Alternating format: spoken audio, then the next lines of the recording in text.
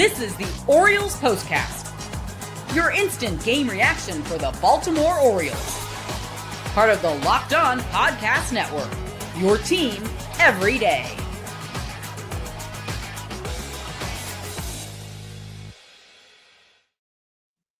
Good evening, everyone, and welcome to the Baltimore Orioles POSTCAST. As always, my name is Luke Slaybaugh. We stream live to YouTube after every Baltimore Orioles game, and tonight we're talking about a 4-1 win over the Tampa Bay Rays. This is available on demand after the fact, on YouTube, on repeat, and wherever you get your podcasts for free. Happy Juneteenth if you celebrate. It is Thursday, June 19th.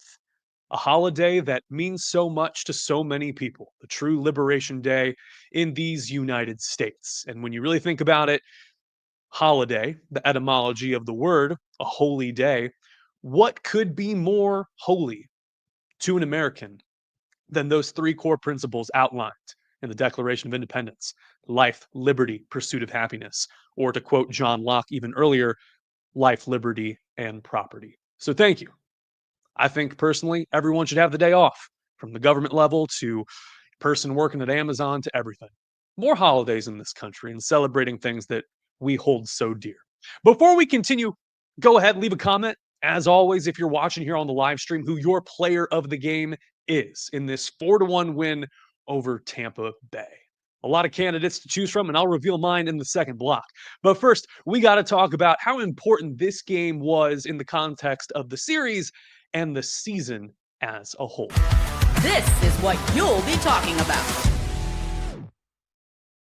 The cadence of an MLB season can be the death of you. You're 74 games into this roller coaster, and let's be frank, this lineup is about as healthy and effective as it's going to get. Obviously, you'd like Tyler O'Neill and Ryan Mountcastle to be in the lineup, rotated in and out and bashing left-handers, but that's far from reality right now. So these bats that the Orioles have are showing signs of efficacy, albeit inconsistently. The person I had to click in this series and hit a home run in this Mickey Mouse ballpark down in Tampa was Jordan Westburg. And other than a screamer hit off the top of the wall for a double, he didn't do a whole lot. But you've got the presence of a rejuvenated Westburg, Ramon Laureano, and most importantly, Colton Cowser, balancing this lineup and intimidating opposing pitchers. This series, we can all agree, the Orioles should have won. After the catastrophe last night, giving up 12 unanswered runs, something they had only done, given up an 8-run lead only twice in franchise history. This was one you had to flush and move on. Credit to the O's where credit is due, and interim manager Tony Mansolino, they did just that. 4-1, the final score. With this win, they currently sit 6 games back of the Red Sox for that final wildcard spot, and 11 back of the New York Yankees, who they will see in the American League East divisional race. I mentioned Colton Cowser could not win this game without him. Time to reveal where the game was won or lost. It's the turning point. We go top 6, game tied at 1. Gunnar Henderson extends his hit streak to 12 games. Hits a dribbler to third base, Junior Caminero playing back on his heels. Ground ball to third base, lackadaisical, and Gunnar beats it out for a single. 2 outs later, it's right-hander Edwin Uceda in, relieving right-hander Drew Rasmussen, former college teammate of Adley Rutschman's at Oregon State. Ramon Laureano takes a 2-out walk, instrumental to bring the outfielder Colton Cowser up to the plate. Colton falls behind 0-2, then gets a high fastball launched over the right field fence, well over 360 on the tape measure. His 6th banger of the season, 6th round tripper. 10 ribbies for Colton, all via the long ball. Part of a 2-for-4 night, for Colton Cowser. All 4 Baltimore RBIs come with 2 outs. Top of the 4th, with the O's currently trailing 1-0 at the time, it comes off the bat of Ryan O'Hearn. Gunnar Henderson was hit by a pitch with 1 out, and then with 2 outs, Gunnar had advanced to second base on a dribbler by Jordan Westburg. 2 outs. Ryan O'Hearn sees a cutter middle from Rasmussen. Up the middle, and Gunnar can prance on home to make it a tie game at 1 apiece. The O's finished 2 for 6 with runners in scoring position, and those 2 hits lead to runs. Pretty darn good. I thank you for joining me here on this Juneteenth, this Thursday, June 19th. The O's win, split the series with Tampa with the final score of 4-win. Coming up, we're going to talk about the tremendous pitching performance from Charlie Morton, back-to-back outings from Ground Chuck, and we'll take a look ahead to a series that we've been waiting for since the start of the month. O's at Yankees in the Bronx in the pitching matchup tomorrow. Stick with us here. This is the Orioles postcast on the Locked On Podcast Network.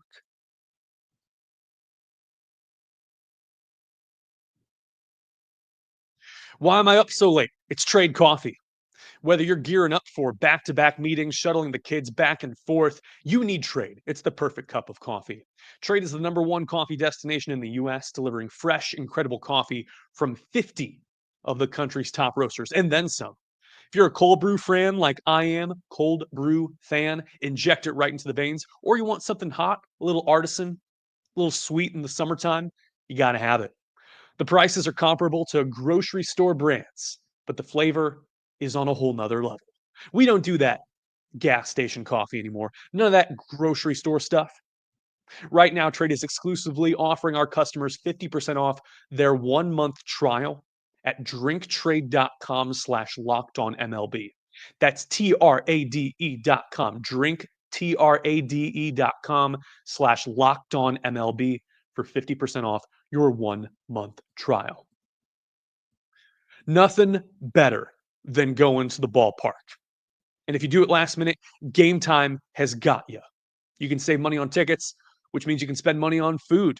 And those $20 hot dogs they got these days, right? Gametime makes it all possible. The prices actually drop closer to the game time. They've got incredible last-minute deals, clear seat views, and a lowest price guarantee that takes the worry out of buying. Gametime has last-minute tickets and zone deals for big savings like 10% off, exclusive zone deals for FIFA Club World Cup matchups. I know those are big in the summertime and all that good stuff. Take the guesswork out of buying tickets with Gametime. Download the Gametime app, create an account, and use the code LOCKEDONMLB. That's all one word, LOCKEDONMLB, for $20 off your first purchase. Terms apply. Again, create an account and redeem the code LOCKEDONMLB for $20 off. Download the Gametime app today. Last minute tickets, lowest price guaranteed. Thank you to Gametime for sponsoring this show.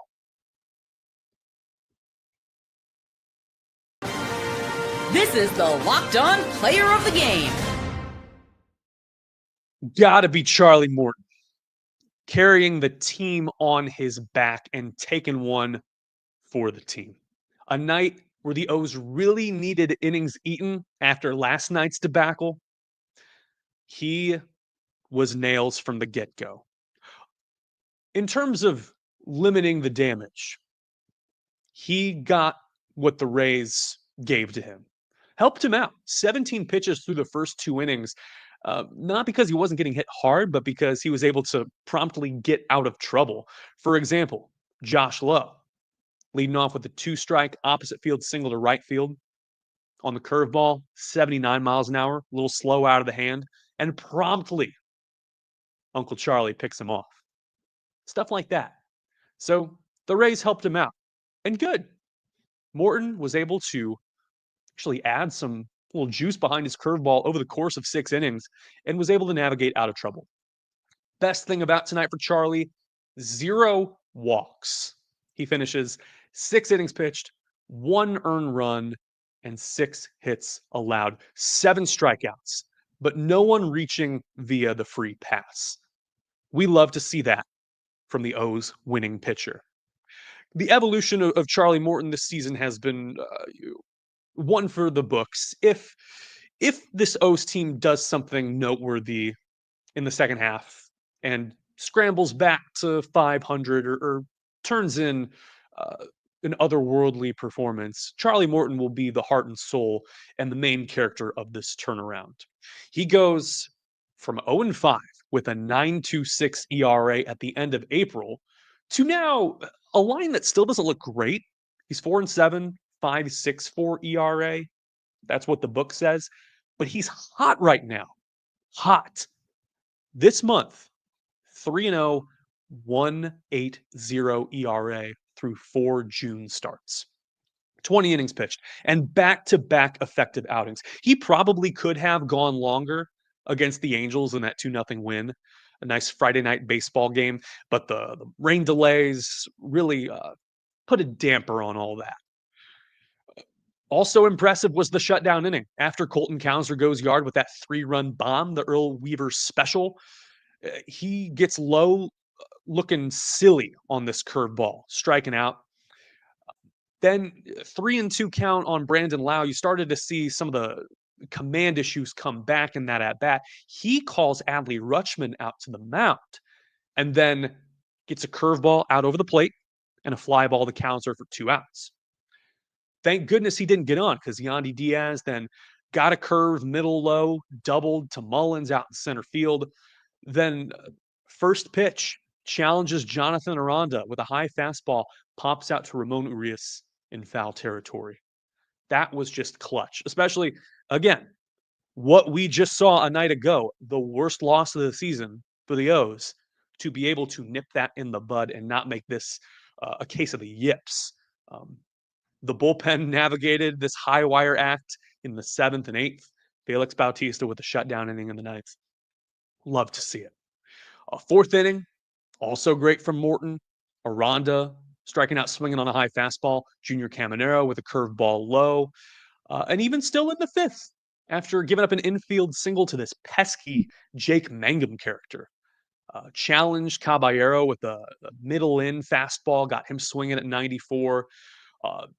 Takeoff throw error, let Mangum advance, but then gets Cameron Meisner, the Mizzou product, to swing at a low curveball, and then buries Danny Jansen looking fastball inside at 94. Charlie Morton is hands down your player of the game.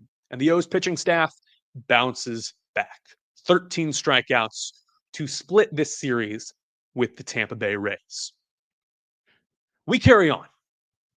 And tomorrow night, this is the series that we have all been waiting for.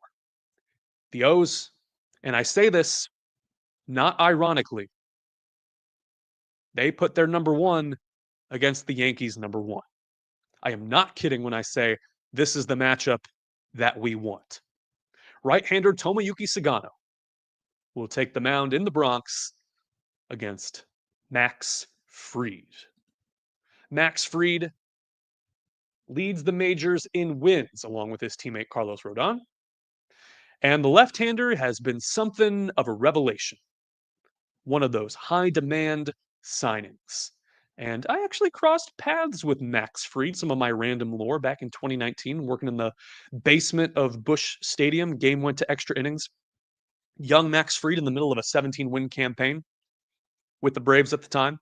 And Mark Burley, former White Sox and Toronto Blue Jays standout, another southpaw, was just bopping around the ballpark. He grew up on the west, even further west of the St. Charles River in Missouri, but basically the St. Louis metro area. Just was able to casually just stroll into the Braves clubhouse and wanted to meet Max Fried and talk to him. And I think it took Max a second to understand what was going on, but when he figured out what was what, he's like, whoa, like blown away that someone as respectable and as professional as Mark Burley walking around in flip-flops just wanted to chat it up, which was really cool. So that's a 7:05 first pitch tomorrow on Mass and O's at Yankees in the Bronx. For out-of-market viewers, I believe that is an MLB Network production as well. Max Fried, by the way, with a 1.89 ERA. The O's got to prove that they can get over this 10 games under 500 ceiling. They're 32-42, not even reached the midway point of the season. Still plenty of baseball left to be played. And they're showing just this on again, off again inconsistency. The lineup looks better than it did all of May, and they've shown signs of progress. And another great pitching performance, this time from Charlie Morton. They're going to need stuff like this. And you can gain some ground against the Yankees and make this season a whole lot more interesting if you can shock the world at Yankee Stadium in the Bronx. My name is Luke Slabaugh. This has been the Baltimore Orioles Postcast. Thank you so much for joining me here on this Thursday night. Connor Newcomb in the morning with his thoughts. Good night, stay safe, and I'll see you right back here tomorrow night.